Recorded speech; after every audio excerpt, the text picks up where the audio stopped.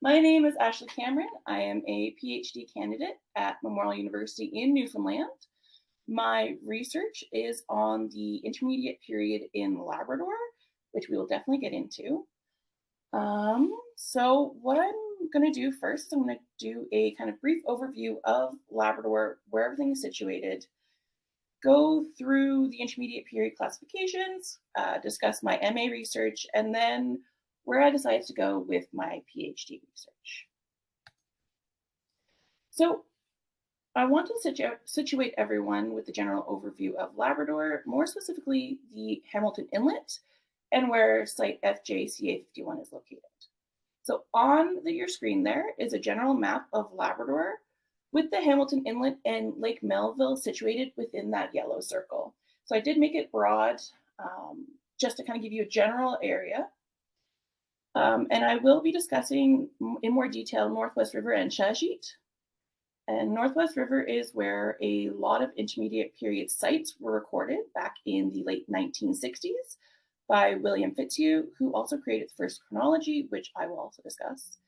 Sheshatshiu is an Innu First Nation reserve and where archaeological site FjCa-51 is located. Both of these places are situated on the shore of Lake Melville, which along with the Hamilton Inlet create the province of Newfoundland and Labrador's largest estuary. And this area provides a direct link to the sea, which is also passable by watercraft, which is really, really important. And then Sheshatshiu in Inuamun translates to a narrow place in the river, which perfectly describes where this is located. And also note, I don't know if you guys can see my pointer on the screen down here, but this is the Quebec lower North Shore, which is also going to be discussed as well. And then this is the tip of Newfoundland.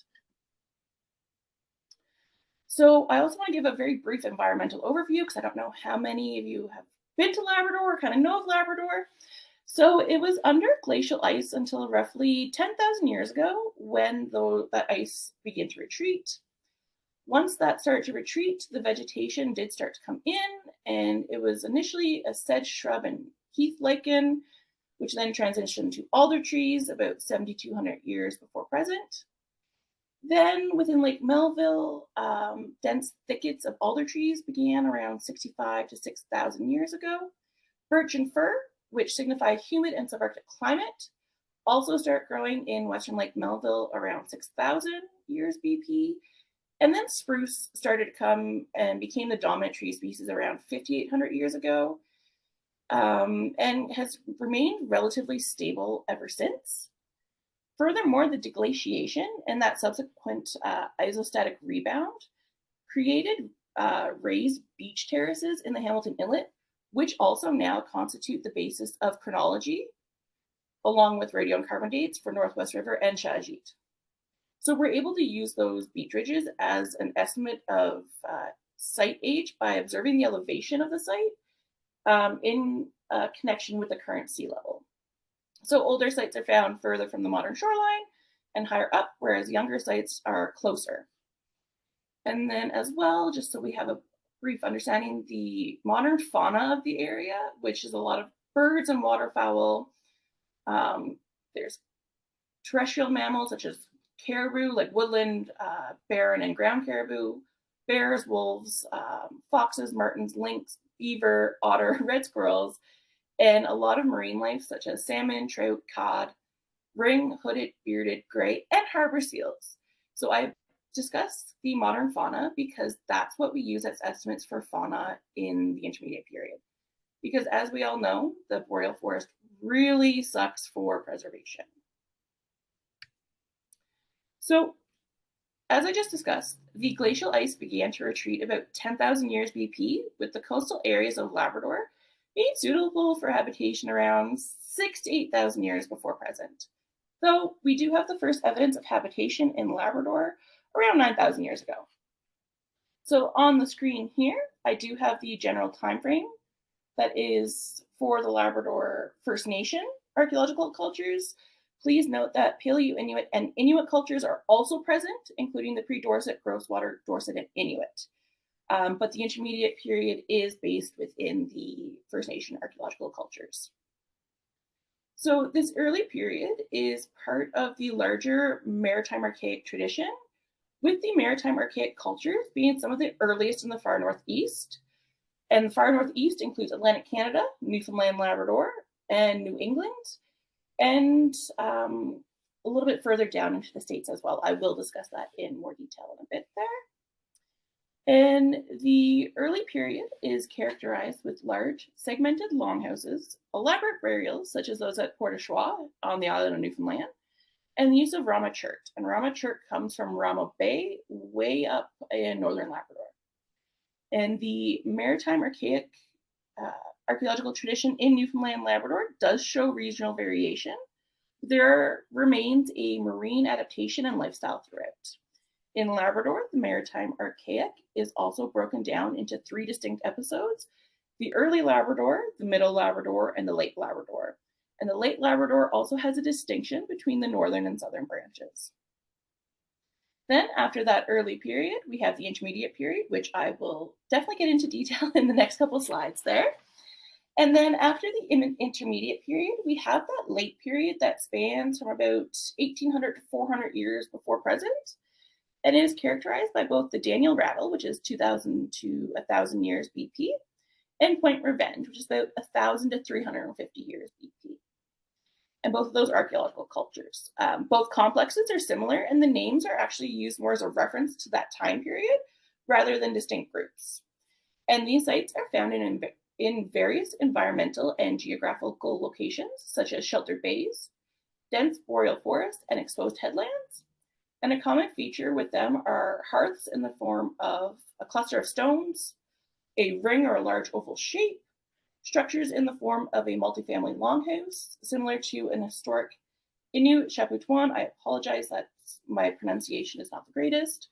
And that longhouse had multiple hearths, as well as a smaller single hearth dwelling. So that's kind of what's been recovered from them so far, just to give you kind of an understanding of what's going on. So within this as well, it is also necessary to briefly discuss the pre-contact First Nation cultures on the Quebec Lower North Shore, due to their proximity to Labrador and the fact that the current provincial border between the regions didn't exist until 1929. So I wanted to make sure that to have a broad understanding and a full understanding, those provincial borders or country borders they weren't there. So we kind of have to not think of them as they are today. So the early Middle Archaic in the Lower North Shore is marked by the Le Templier complex with a time frame of about 85 to 6,500 years before present. The Middle Archaic is marked by the Blanc Blanc complex with a time frame of about 65 to 5,000 years ago. Next is the Late Archaic, with both the Bonne-Espérance and the La Tabatière complexes. Then we have the late pre-contact First Nation with the Flèche Littorale, Petit Havre, Long Point, Anse Lazy, and Anse Morale. Again, I apologize, my French is not the greatest. Starting from about 2,500 years BP to present, with some overlap in those dates. It has actually been argued that these complexes are related to one another, with the Flèche Littorale and Petit Havre complexes also being related to the Cowhead complex on the island of Newfoundland. So it is interesting also to note that this time period, we see a continued and marked, steadily growing reliance on Newfoundland and Labrador lithic raw materials within the Blanc Blanc region, suggesting increased contact with other groups living in what is today Newfoundland, Labrador, or increased mobility, which is also going to be something I talk about shortly as well. So now we're going to get into a quick discussion of the intermediate period, just so we all know kind of what's going on. So the intermediate period in Labrador spans from approximately 35 to 1800 years before present. Sites from this time period have been found within the Hamilton Inlet, on the coast of Labrador, also within the interior. You can kind of see that here on the map. I apologize, it's a little bit grainy. But all of those dots are archaeological intermediate period sites in Labrador that have been definitively classified. And the sites usually consist of cobble hearths, sometimes paired, actually more times paired now, and stone artifacts made from quartzite, quartz, and chert. The Many of these sites were situated in coastal locations, such as sheltered coves and points of land, or in the interior near waterways, mouths of rivers, prominent points of land, or areas also with sheltered sandy beaches. And research in the intermediate period started with William Fitzhugh in 1968 and 1969 when he was working with the Smithsonian, and continued through both academic and CRM projects and spheres. When I submitted my MA, there were 256 intermediate period sites in Labrador, with 185 of those being confirmed with diagnostic features of the intermediate period. 3 sites were also recorded in Newfoundland, with one of those being confirmed, which is quite interesting. A large portion of the research into the intermediate period, like I said, took place in that late 1960s when Bill Fitzhugh was doing research in Northwest River and Sheshatshiu. Many sites were recorded, and Fitzhugh stated that Northwest River was most likely a seasonal occupation area from approximately 35 to 1400 years BP, and that the size of the sites suggests small, brief occupations for the most part, due to migration of different wildlife populations into the area, as well as the instability of interior resources. So that still kind of is what we're looking at today as well. Through this research, Fitzhugh did create the intermediate period culture history designations that you can see on the screen here. And they were broken down into components, complexes, and phases based on the amount of archaeological material recovered. And he believed they all signified discrete groups that didn't really intermingle. So Little Lake was by itself, Great X was by itself. But as we know, with most things in archaeology, these designations have come under question. The Little Lake component was based on a small assemblage that was similar to late Archaic sites elsewhere. The David Michelin complex was based on a large collection of artifacts collected by D. Charles, who was the BRINEX, so British North Expedition camp manager in Northwest River. And the road component was based on a collection of artifacts from a disturbed context. So a new complex designation was also proposed back in 1978 by Christopher Nagel for coastal Labrador called the Saunders Complex. Nagel also stated that the Saunders Complex is similar to both the Charles and BRINEX complexes and represented cultural continuity between the groups. In 2006, my supervisor, Dr. Scott Nielsen, presented a revised culture history by adopting the terms Saunder phase for all complexes and components except the Northwest River phase. The Saunders phase would then encompass about 3,500 to 2,700 years BP, and the Northwest River phase lasted probably from about 26 to 1,800 years BP. So it really kind of cleans up our understanding and brings a sense of that cultural continuity and not those discrete groupings.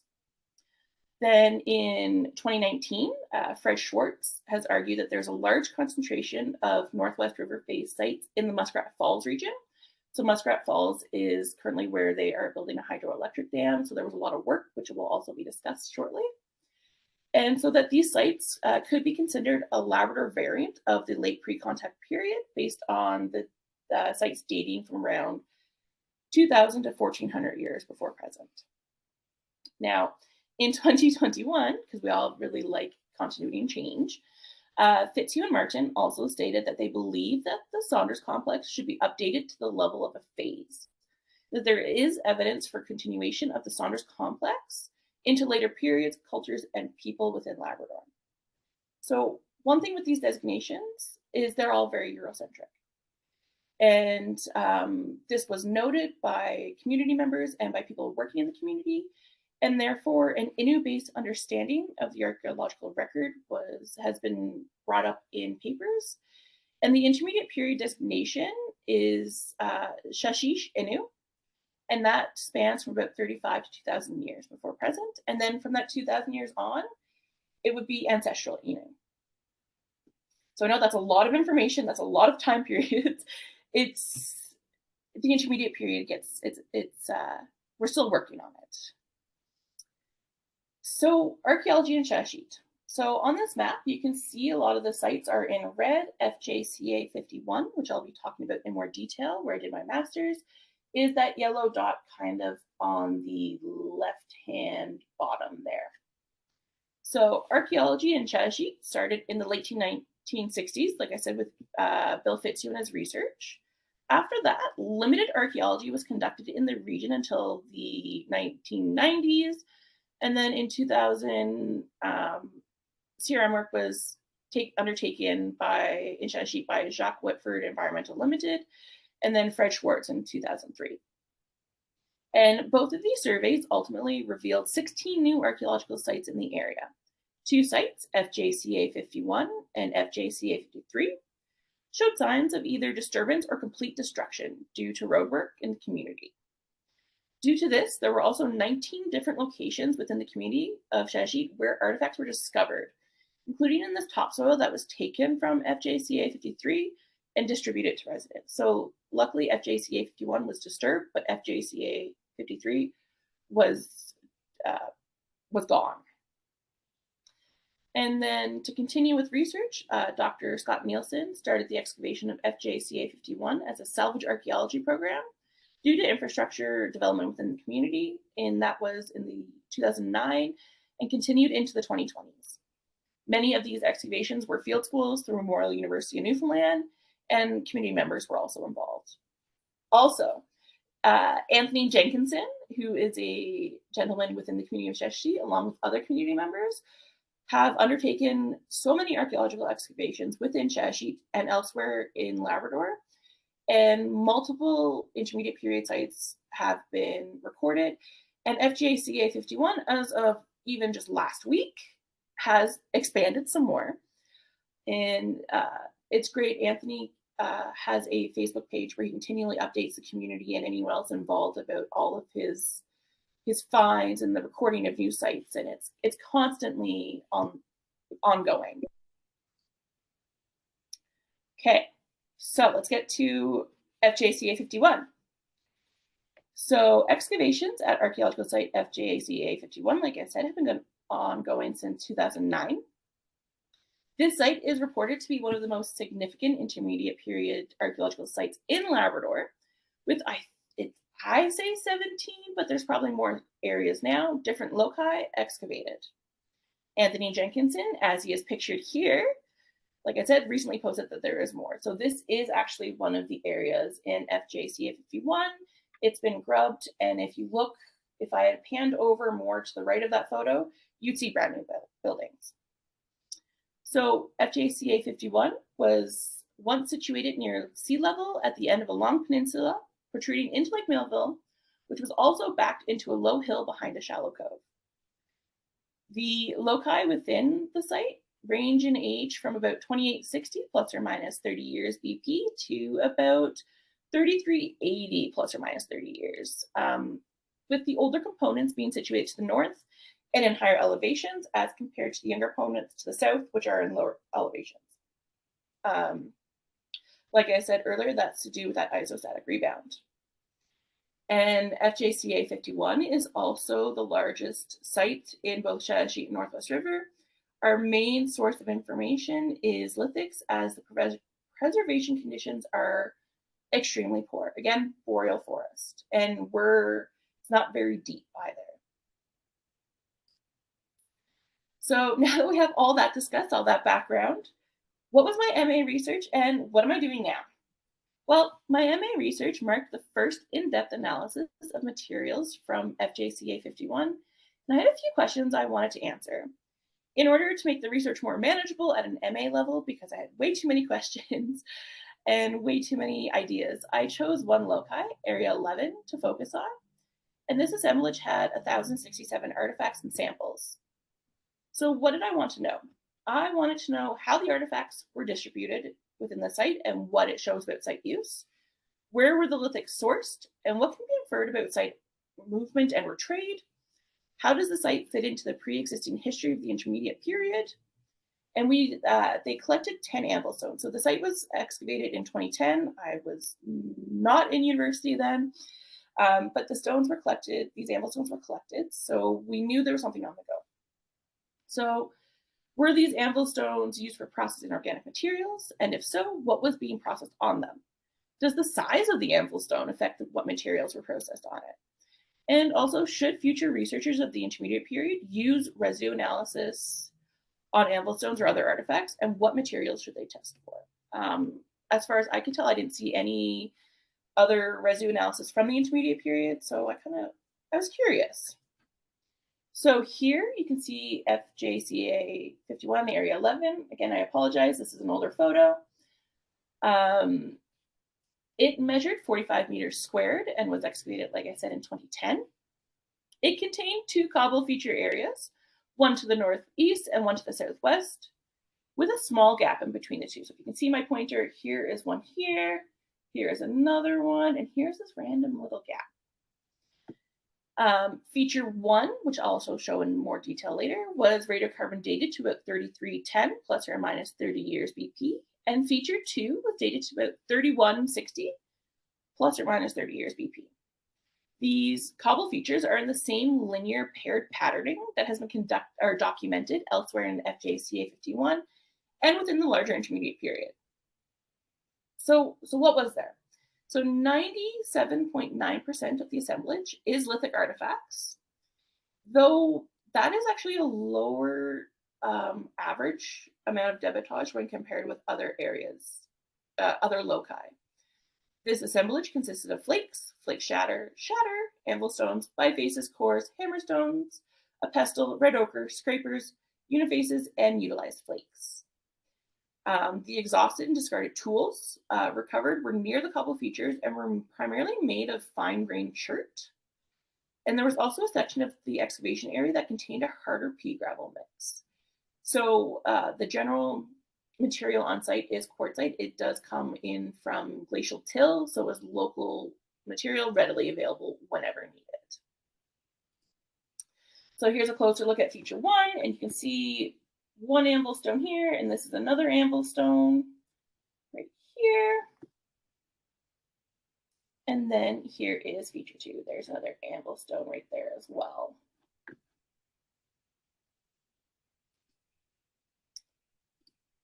There we go.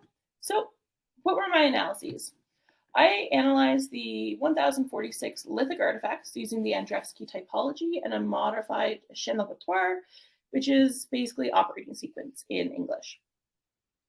For the analysis, I wanted to be as detailed as possible, so I had multiple categories of information, which consisted of weight, color, cortex score, flake and flake shatter information, material portions, manufacturing techniques, collection methods, associated features, what quads they were collected in, and general artifact classifications. So I started with the assemblage as a whole, and then I looked at each feature separately, and then each material type separately as well. This allowed me to see all the information from multiple perspectives while also aiding in being able to construct that Sheshatshiu. And then those 5 anvil stones, like I said, were collected and samples were taken for residue analysis. So in order to extract the residue properly, I traveled to Fredericton, New Brunswick, to the Archaeology Services Laboratory in the archaeology department there. While there, Brent Suddy, who was the director of archaeology and heritage branch of that provincial government, and his team allowed me to use their facilities, as well as taught me how to complete the extraction. So that's me on the bottom right doing some extraction there. And then on the above that photo is kind of what I got. So you can see there's a lot of dirt, there was a bit of residue, and then that extracted material was frozen and sent to Dr. Linda Scott Cummings at the Paleo Research in Boulder, Colorado. So what happened? So unsurprisingly, the most common lithic material type in the area is quartzite. It had 765 pieces, and chert had 219 pieces. Quartz, slate, and some unidentified lithics count for the last 63.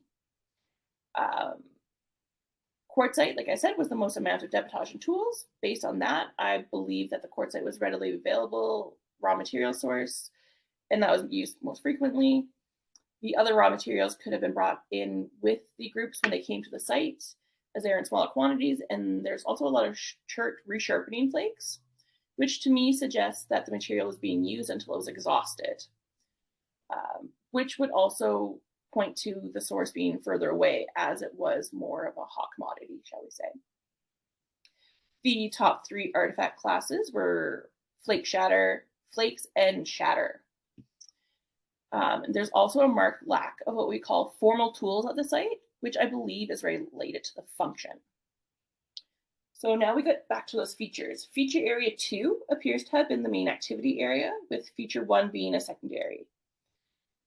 There are signs of tool manufacture, hafting, repair, and discard within feature area 2, based upon the large concentration of red ochre, flakes, and flake tools.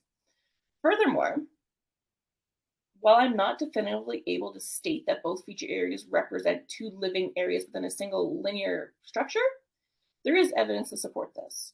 The two combustion features are situated approximately 2 meters apart and are parallel to the beach contours and former shorelines. There is a small space between them where there's minimal debitage or larger stones.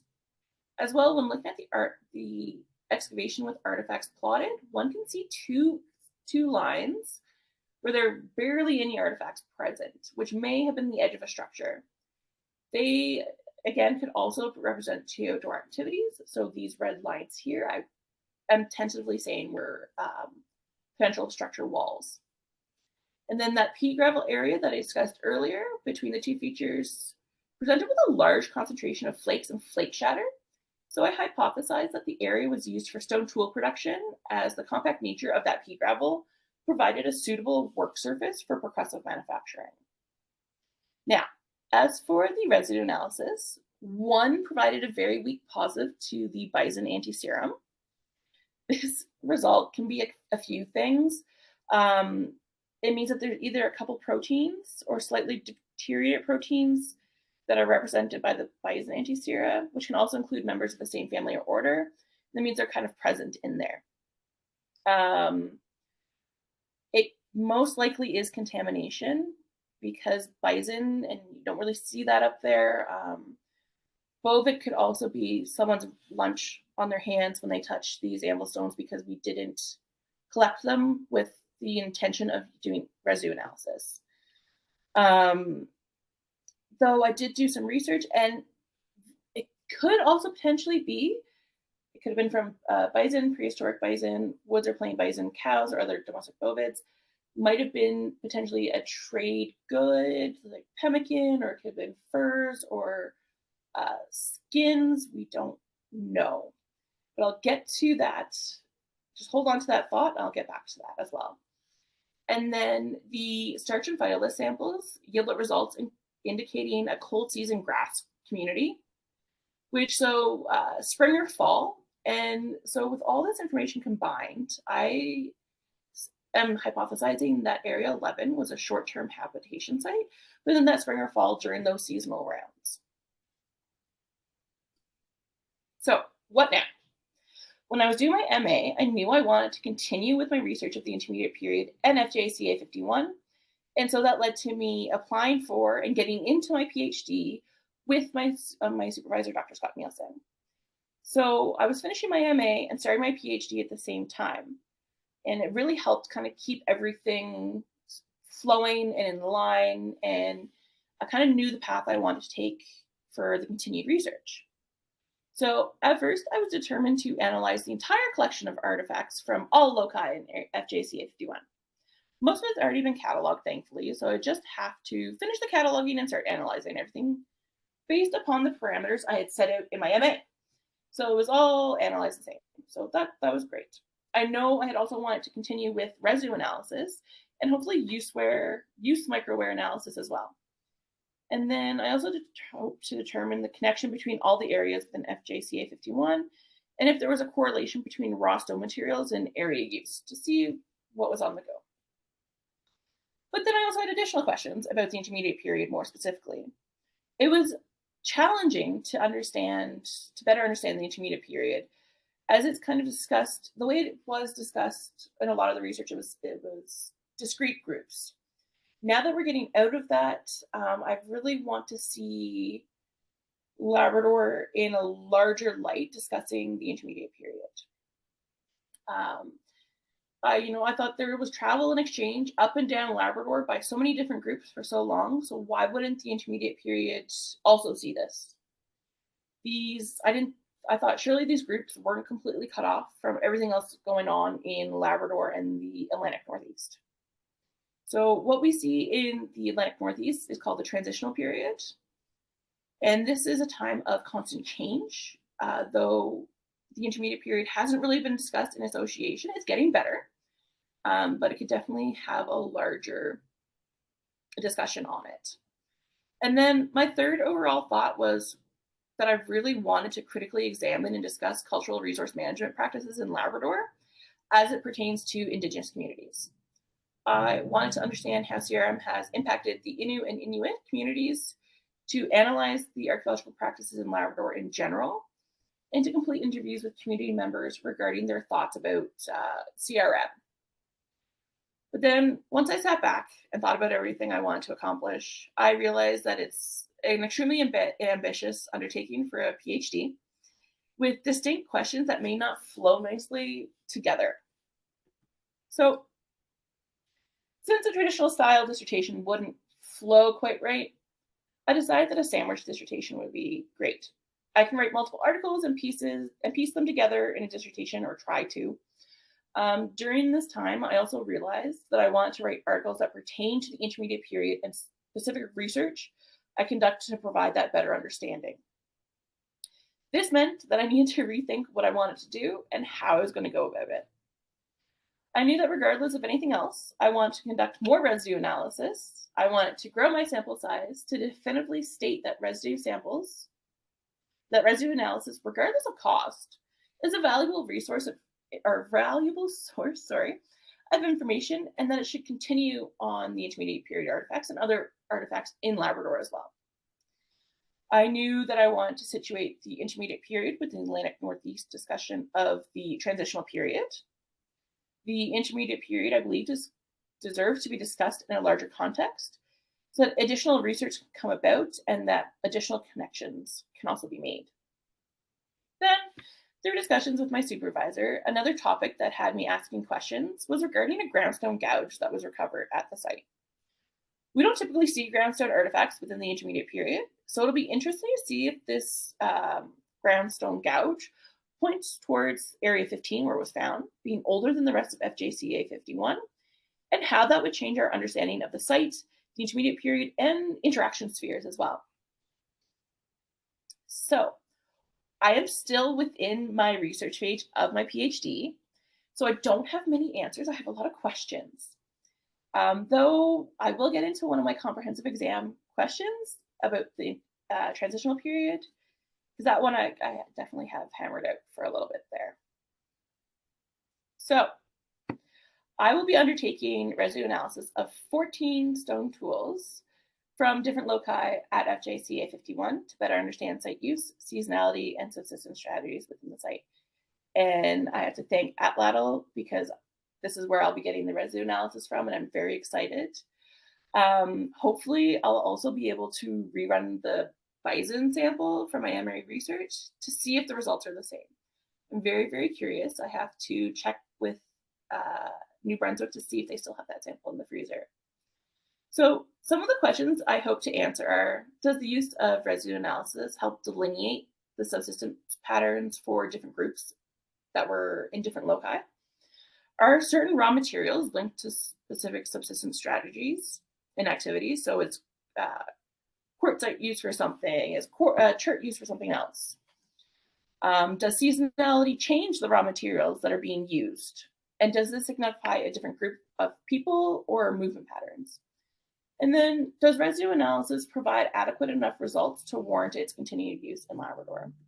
I'm really hoping it is, and hopefully I'll be able to get all that done within the next, I don't even have a time frame, soon, hopefully. So then here, that's a photo of Area 15. And as the presence of the groundstone tool, like I said, is not common, I want to take a closer look at that. And the questions I want to answer include, when does the groundstone tradition show up and eventually leave in Quebec and Labrador? But again, I'm lumping those two together because there was no provincial boundaries, and Quebec also has a lot of archaeological sites from the same time period. So is Area 15 actually older than the Intermediate period? And if so, how does this change our understanding of the site and the Intermediate period?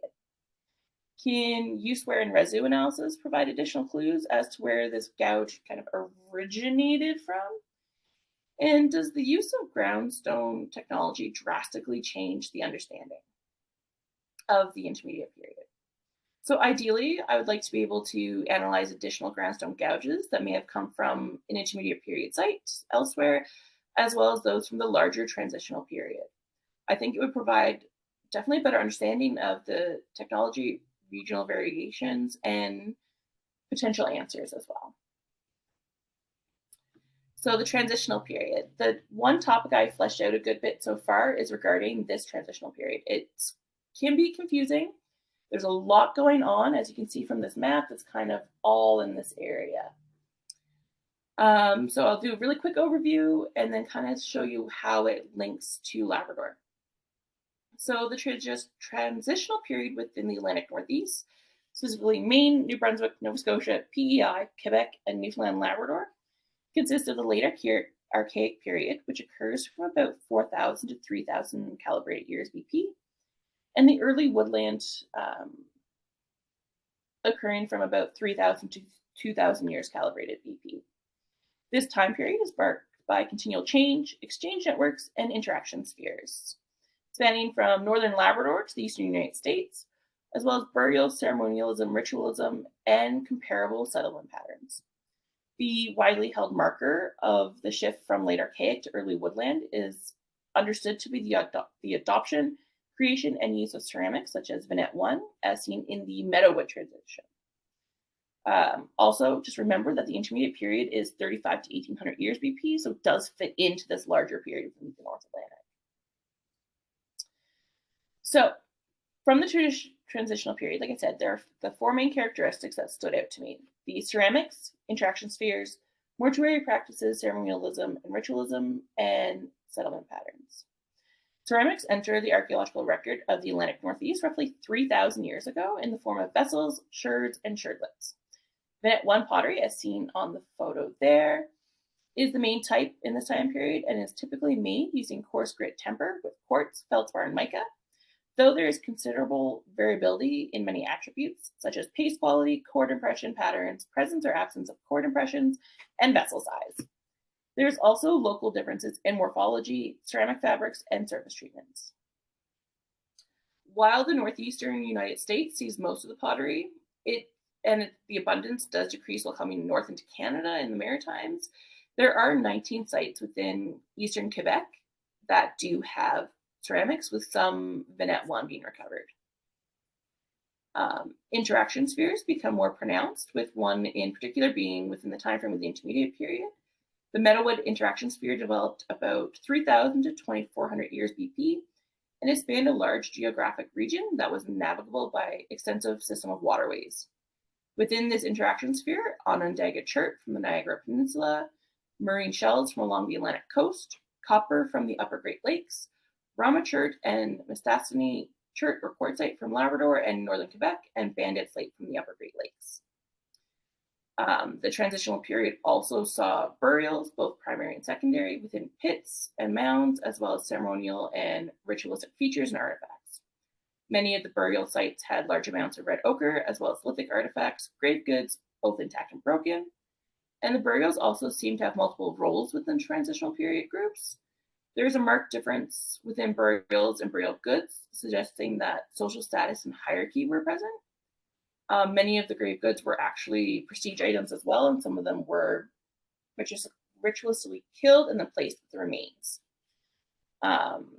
Burial grounds were also strategically placed within the environment and also acted as cultural markers, delineating boundaries between different populations. As for settlement patterns, there is a focus on coastal marine environments, all within the Atlantic Northeast. Habitation and mortuary sites also tended to be separate from one another to create a distinction between the two areas. Though the mortuary sites were also seen as aggregation spots where groups from across the land came together multiple times and buried or reburied their dead, and renewed connections. So this photo down here as well is of burial grave goods. So now the intermediate period. Let's see what we have as well. So ceramics have been recovered, with the largest concentration of ceramics being within the lower Churchill River Valley in central Labrador. Of the 45 sites excavated there, 10 sites had ceramic present. These sites date between 2000 to 1500 years BP and had between 1 and 256 sherds of grit tempered ceramic that are consistent with middle woodland period ceramics. There was also evidence to suggest a local manufacturing of ceramics in the form of hundreds of sherds and sherdlets that was recovered in association with a small pit that was flanked by sand mounds. It was believed that these sherds and sherdlets represented an unsuccessful firing, so that's why they were left there. On the screen, you can see some of those. Again, I apologize. This is coming from a report, so the photos aren't 100% clear. And then interaction spheres. There have been artifacts to suggest that there were some form of interaction and or trade with groups from outside of the area. FjCa recovered a projectile point from sites in Northwest River that resemble one found within the Susquehanna tradition from the eastern United States and Maritime, which is artifact A down here on the lower photo. And the meadowwood, it was more the meadowwood tradition specifically from within the United States. And Tobique complex of New Brunswick. I do apologize, that's probably not pronounced quite right. At FjCa-51, there have also been artifacts associated with other groups such as a Paleogneolithic biface, a rattler's bite projectile point, and ground slate tools. There was also a biface found within another intermediate period site, FHCB04, that is reminiscent of a meadowwood biface. Also, keep in mind the intermediate period First Nations were mobile hunter-gatherers who would have had to eventually come across other groups of people during their travels, such as Muskrat Falls, because they do believe that area was a place of aggregation.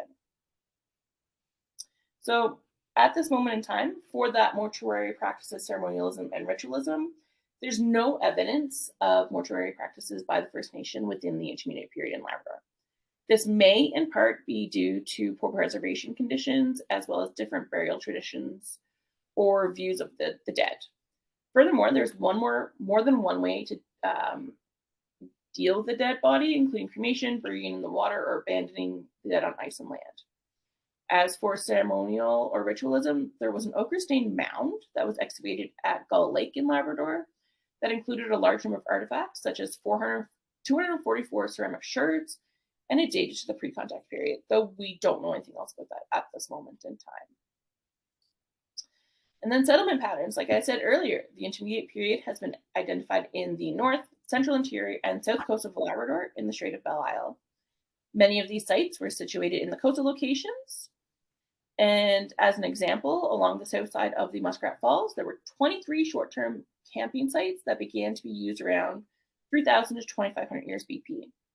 These sites were situated along the banks and terraces that afforded somewhat unobstructed views of the area. Some of these sites were short-term single-family camps used when traversing along the banks of the river, or used as stopover points for portaging routes. Others did seem to be places of aggregation for communal feasting and resources. One of these larger sites also had a linear hearth and non-local lithic material.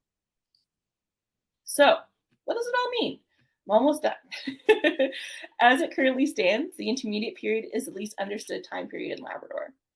While there are efforts to rectify this, research still needs to continue to expand outside of just Labrador in order to fully comprehend how everything within that transitional period connects together.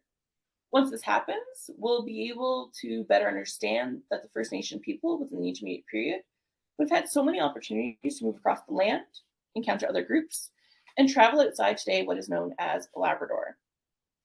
Based on what I just presented, I hypothesize that the intermediate period was within the early stages of creating and maintaining exchange networks based upon the non-local raw lithic materials that were being used are actually from quite far away. The artifacts that are similar to those found within the Susquehanna and Meadowwood traditions being found in the IP sites also may suggest a down-the-line exchange or direct exchange as well. Another piece of evidence in favor of an exchange network would be the ceramics found. As ceramics were prevalent within the metalwood tradition, it would not be a stretch to state that the manufacturing process of ceramics became common knowledge elsewhere. Then groups interacting within these exchange networks would carry this knowledge to the intermediate period First Nation groups, or vice versa. Furthermore, the areas in which ceramics have been recovered in Labrador have been described, like I said, as areas of aggregation, which would be a great area for knowledge exchange. While there has been no satisfactorily identified mortuary ceremonialism or ritual sites within the IP, it doesn't mean that they don't exist. We may simply have not recovered them yet. Labrador is a very large area, and we have barely touched the surface. The settlement pattern, like I said, basically the same as the transitional period.